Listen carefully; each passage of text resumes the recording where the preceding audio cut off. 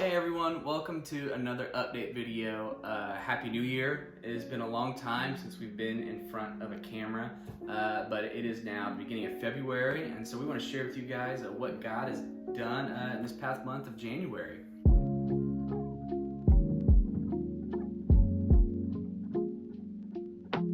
One of the first things we wanted to let you guys know, and it's some exciting news for both of us, is back in December we had a membership meeting. One of the things that our church voted on was to have me ordained, and so from there Jordan, our pastor, and I have been planning an ordination service. And so in March 12th, we're gonna have ordination council gather together, and just men in my life, ordained ministers, to come and ask me questions on my beliefs and where I stand on things, and to make sure I'm not gonna spew a bunch of wrong things, hopefully, but then also to approve and commission me into this. And so if that goes well and they feel led to allow me, we'll have an ordination service that night, and they'll pray over me and Hannah coming into this as well, of being a pastor's wife the rest of our life. And so it's exciting.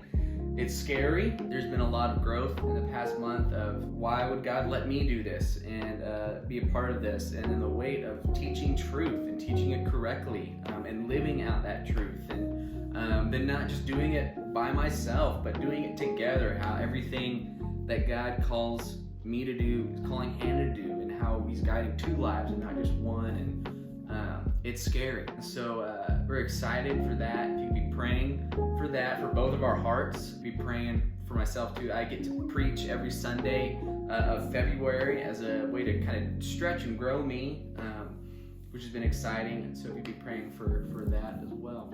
The month of January, you might have heard on the news that it's the record-breaking warmest month that we've had in New York, or warmest January, I guess.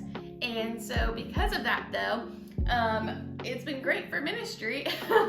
We've had just a good group of our ESL students that have come back instead of having a winter slump. The students that were here last semester continue to come back this semester, and so Ben got to learn some Bengali from a couple, and the students are just continuing to learn and grow in their English. And so it's just been a sweet time, and so we're just looking ahead of how can we continue to improve this ministry, and what are we going to do this summer, and all the questions. Also on Wednesdays we started back our study hall, where we open up our space from 2:30 to 4. We have board games, which a lot of you help provide for, and they've been used. Kids have been coming in and eating all of our snacks and playing games and hanging out, which has been cool to be able to just sit and talk with them and walk over and try to learn more about their lives. It's been totally God, because I have not earned that favor with them. They don't know us. There's no reason for them to like us, but they keep coming. We haven't had any students stay for a Bible study yet. They ask questions. They're like, well, how long is it? What do we talk about? What do we do? I have a friend who goes to Bible study. And then they're like, all right, we're gonna go. And then they all leave. And so I'm just hoping, praying that through the study hall and getting to know them more and more, that they feel comfortable. And then one of them one day is just like, hey guys, let's just stay. And then they stay. I would love to have a youth group by the end of this year. Also, with connecting with the school, Hannah has been able to do a bunch of things with them. Like I mentioned, I think in the last update, I was able to make some cookies for a flea market the school is having, and they all got demolished within like 40 minutes of being there. And so because of that, when we were there, some of the teachers were like, hey, maybe you can make cookies for prom for us. And then another teacher walks up and they're like, oh, Hannah's making cookies for prom. Mm-hmm. And so I kind of got roped into that. But also, more teachers from the school have reached out to me and want me to make cookies for the school. And so it's kind of been just an opportunity that we didn't see coming, being able to get into the school more, and they want us to do more flea markets. And I told them, like, some of them I can't do. They're like, oh, make cookies and we'll sell them for you. But another cool thing is one of the teachers asked me if I would come to their cupcake club. Ben thinks this is hilarious, but she asked me if I would come and show some of the kids how to decorate some cookies. Another thing that we've been able to do on Wednesdays is Bible study, and so we have an adult Bible study on Wednesday nights. We also have a Bible study on Zoom on Monday nights that Jordan and Becky lead, and then Ben and I, of course, lead our young adult Bible study on Friday nights. And so we have just all these different ways for people to connect with community, but also grow deeper in the Word. And so one thing that we've been doing an emphasis this year is on discipleship. And so we've been going through this book on Wednesday and Monday nights called For Chair Discipling. And it's been really cool so far. Like, I've really enjoyed it, but it's talking about just different stages that people might be in, whether that's lost or a new believer or someone that's growing in their faith, and then ultimately someone who's discipling other people. And so there's been a lot of discussions and questions, and it's just been a fun time, and also a time of just trying to grow disciples within our church, and so that our church is self-sustainable and can thrive for a long time, Lord willing. And so that's been something, our prayer, that's been something that we're trying to implement better in our lives is, okay, how can we meet people and build relationships better? So our prayer is that our church would continue to grow and that people would step up and serve more, and serve because, not just because we need help, but serve because that's what God ultimately desires of them, to be a part of the church and to participate in the ministry of the church. Our kids ministry on Sundays has been going surprisingly well. As Hannah mentioned, January is usually cold, and so that's one of the deadest months of the year, January, February, and a little bit of March. But we've had kids consistently come. I think our first Sunday in January, we had 9 or so kids. My hope is that it continues to grow, but also been praying a lot through giving more opportunities for our leaders. A lot of you in ministry may know it's really easy just to do things yourself, to just take it all on and be like, you know what, I know how I vision it in my head or how it's supposed to go, and so I'm just gonna do it. Don't do that. That's not fun. One, it stresses you out and drains you, but then also you're depriving opportunities for your leaders and people to grow and find something that they may love and be really good at, or may stretch them. And so been praying through that of how to come alongside our leaders and not just do everything for them, but give them opportunities to help them, to see them grow, to where this ministry isn't a one-man show, but a team. I'm excited for that. I'm hoping that this year that would happen. And so be praying for our leaders, that they would step up, they would have confidence to try things they may not normally do, but then also that they would have fun, and God would bless that obedience. As I mentioned with small groups throughout the week, Ben and I have continued to do our young adult small group on Friday nights here in our home, and that's just been a really sweet time. For pretty much like the whole fall semester, we had one consistent person coming, and that was great. That was good. More recently, we've seen just more people getting connected, and so not always consistent, but they're coming, and so it's just been a sweet time of building deeper relationships with people, hanging out and talking about making pita bread and watching videos on how to make it, and just fun things like that. And so we are hopeful to continue to grow those relationships. We are looking forward to how God continues to grow that ministry, and praying for just young adults here in our neighborhood that they would be committed to God and committed to the church, and just praying for growth and just for friendships for us through this ministry too. And then lastly, we had our first blessing bag giveaway of the year at the last Sunday of January. And we actually got to use some canned goods that we got from the school. They had leftovers from a giveaway, and so they gave them to us. So we were able to give those out.